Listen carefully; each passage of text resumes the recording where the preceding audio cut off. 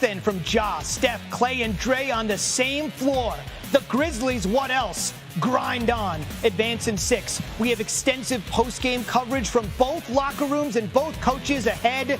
The Grizzlies win thanks to 23 points from Dillon Brooks, 23 from Desmond Bane. Ja had 17, relatively quiet night. The Grizz had 6 guys in double figures and overcome a raucous environment at the Target Center to win, and we are rolling tonight on SportsCenter. We are rolling, Zubin, because now we get to welcome in Desmond Bane, fresh off the 23 points and the win for the Grizzlies. You knew you were going home. You knew you were going back to Memphis. Now you get to go home knowing you're going into the next round. How does that feel? Man, it's a blessing. I'm a young player in this league. My second playoff series, but, a lot of guys never get to make it to the playoffs, let alone win a series. So, obviously, we're going to enjoy this moment, but, got to flip the page fast. Got a good, Golden State team coming into town, but we're excited to get the next series started in front of our home fans. There were a couple times during this series and a couple times during this game where we looked at your team and we thought, man, they're just better when they have to start from behind, when they're in that hole.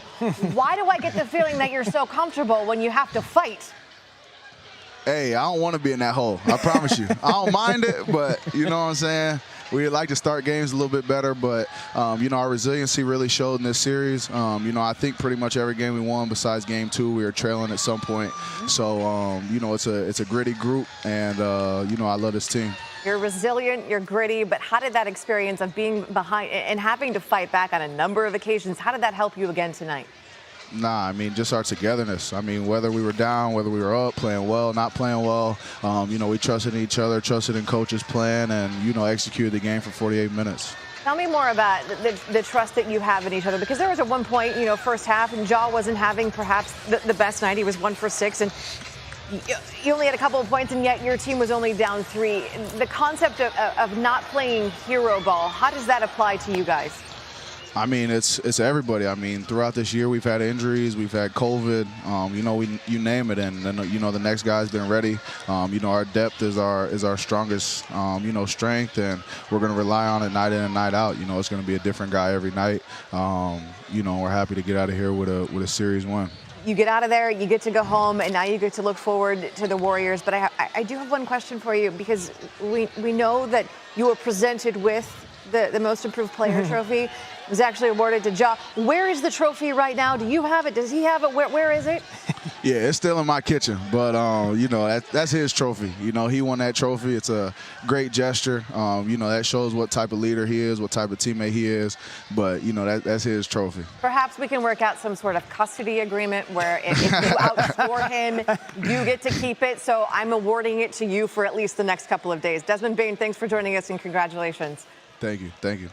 It was Bane who led the Grizzlies in scoring in this series. By the way, just over 23 points per game. He had 23 in this one as well. Next up, you get Memphis and the Warriors. The Grizzlies won 3 of 4 of the regular season meetings, but there's always a but. Klay Thompson played in only one of those games, and Steph missed another one. So this will be the second time these two franchises meet in the postseason, Zubin. The Warriors won in 6 games back in the 2015 conference semifinals.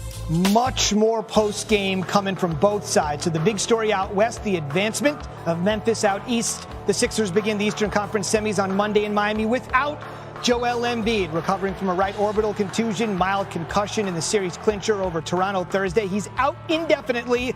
Stunning piece of news for the Sixers. Happened late in the game with the Sixers up 29, leading to plenty of second guessing on why he was in there.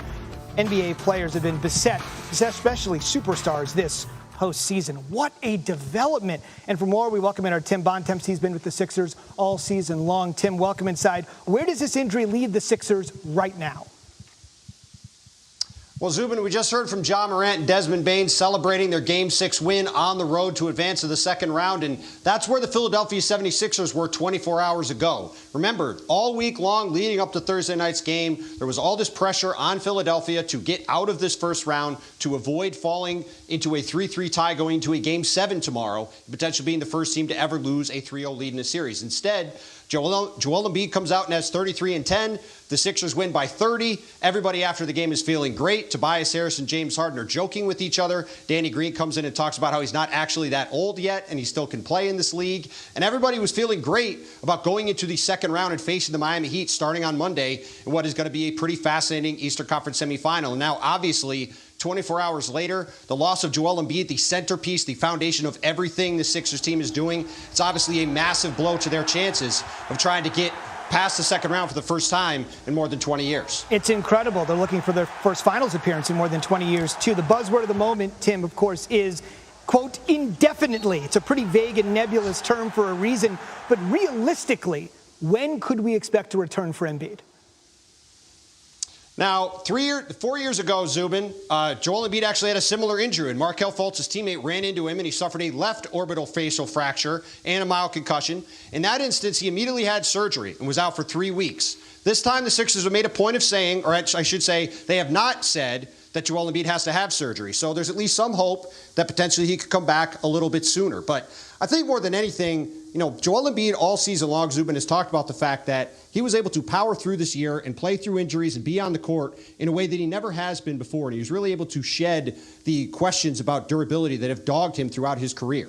And to get into this series and have the torn thumb ligament in Game 3 that impacted his play up until Game 6, and then to have this facial fracture now, it's obviously just a stunning turn of events for him. And while certainly the Sixers hope he can get back soon, certainly this is going to impact him at least into the middle of this series, and going against the Heat team with Defensive Player of the Year candidate in Bam Adebayo, with Jimmy Butler, with Kyle Lowry, with PJ Tucker. This is going to be an even bigger challenge than taking on the Raptors. So certainly, if they can get it back anytime soon, it would certainly help the Sixers' chances quite a bit if they can get Joel Embiid back on the court. Always remember, NBA MVP finalist and the NBA scoring champion. That's a ton to replace, and that's our Tim Bontemps with Eastern Conference semis starting shorthanded Monday night in Miami. A little bit more now on exactly what Embiid brings to the table. And we kind of know this already, but he's just been terrific all the way across the board. His usage rate, highest in the league this season. That's the advanced metric a lot of the experts take a look at. And Nicole, I don't want to be a Debbie Downer here, but if hit the gritty when you won it,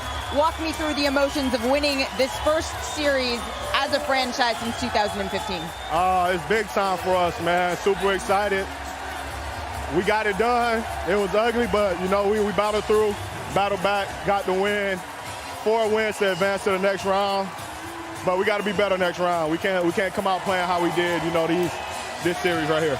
You were down double digits heading into the fourth quarter and once again found a way to come back. What is it about this team that allows you to find that resilience over and over? Coach preach it, day in and day out. We got a lot of dogs on this team, guys who want to prove stuff, got chip on our shoulder.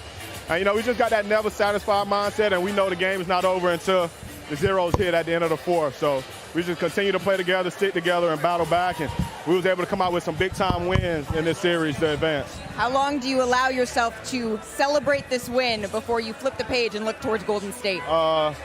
Tonight. Once we leave the locker room, it's out the window. We got to, lock in on Golden State. Early game Sunday, travel tomorrow. So, we just going to enjoy this moment together in the locker room. And then after that, we got to flip the page and, lock into the game plan for Golden State. We have your dad, T. Morant, here. I understand there was a little friendly bet going on. When does your jersey head to Mr. Towns? Whoa, he don't want to get that jersey on. You got to put that jersey. Hey, you got to take the jersey off. He got to put that jersey on. He got to put the jersey on. Hey, you got to put the jersey on.